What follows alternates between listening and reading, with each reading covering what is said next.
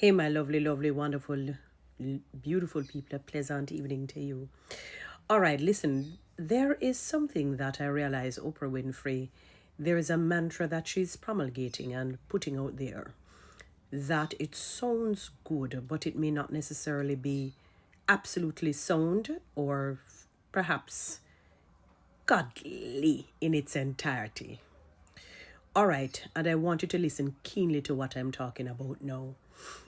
So she says, if a person has a hint, let us look at the word a hint, just a little bit, some semblance of jealousy, then basically they are to be avoided and they're not going to be a good friend to you.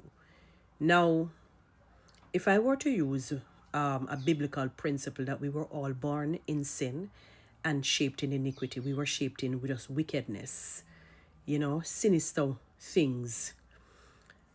If we're going to accept that hypothesis or hypotheses, it therefore means that Oprah would have been a hypocrite to herself, because it would therefore mean that she's also speaking about herself, that she suffers from the very thing she's speaking out against, which she actually does. Now, we're made in the image and the likeness of God.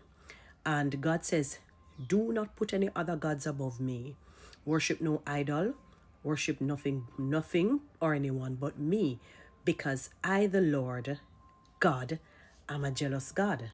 He says, I, the Lord God, am a jealous God. Now, we are made in his image and likeness. And we do have, I don't want to say snippets. We do have the strand, for lack of a better word, but we do have the element of jealousy within us. The problem becomes an issue or a concern when human beings allow it to become malignant as opposed to leaving it benign, because you need a little bit of jealousy. It is good. Listen to what I'm saying. So you have the good jealousy and you have the bad jealousy. You have the good envy and you have the bad envy. There was a book that I read on saying, because what both of them do when in their benign state is that, for example, if you're somebody who may not be necessarily ambitious, those two elements may propel you to become a little bit more ambitious when you see others being ambitious. They said, and it's a little envy and jealousy. Yes, that's the good jealousy and the good envy, so to speak. Where it becomes malignant, it's where you now decide you will do anything to get what the person has and to eliminate them, or to create problems for them, to get people to be against them. That is where the problem lies. That is where the problem lies.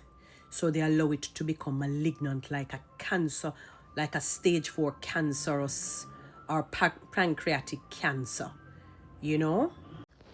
So, as I said, the problem, it becomes problematic when people allow it to, become very twisted, and it becomes very malevolent in their minds, in their hearts, and in their souls. And that is where we have a problem, because there are times, if we're born in sin and we know that we're flawed beings, we are blemished. There are times when the feelings of jealousy comes upon us.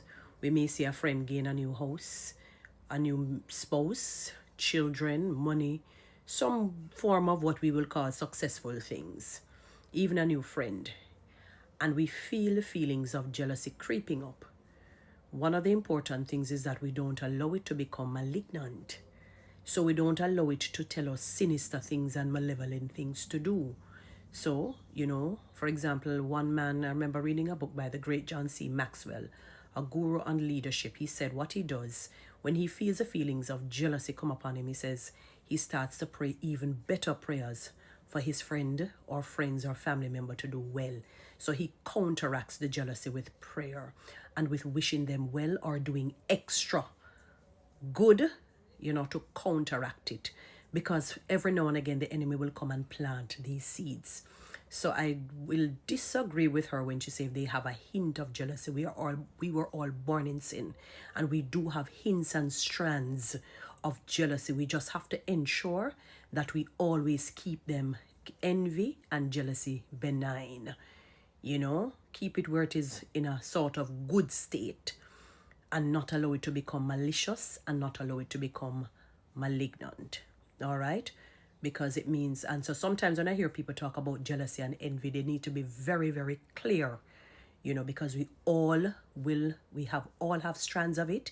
It is inside all of us. Jealousy and envy, it is inside all of us. You know, it's just that we don't, for many of us, like myself, I don't allow it to become malignant, and I don't allow it to become malicious. You know, and it is something that I say, God, if I feel that feeling of jealousy, which sometimes it will come upon me, I say, Lord, I feel jealous. I don't like how it feels. It doesn't feel right. It doesn't feel like the dormant, benign, good jealousy or good envy, if you want to call it that way.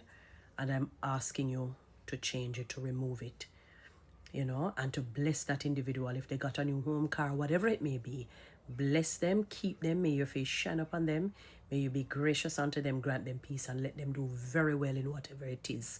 And I congratulate the individual. So that is what I do. I not just pray, but it's prayer with works. So, you know, so I counteract it, and it actually fights it. And I don't focus on it, you know, because I say the feeling will eventually pass. All right. So I disagree with Oprah in a sense when she says you have a hint, because we all have strands of envy and jealousy. And from time to time, it will affect us all. It's just that you have to ensure, with God's help, that you don't allow them to become malicious and malignant. All right, guys.